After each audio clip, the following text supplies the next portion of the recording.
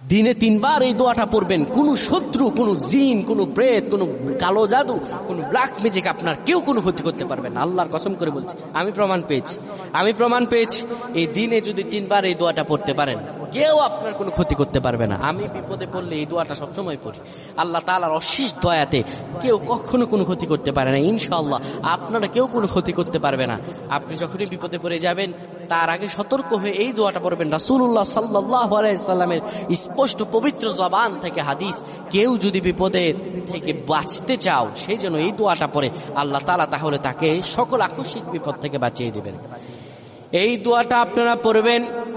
দোয়াটি হলো বিসমিল্লাহিল্লাযী লা ইয়াদুররু মা ইসমিহি শাইউন ফিল আরদি ওয়ালা ফিস সামাই ওয়া হুয়াস সামিউল আলিম।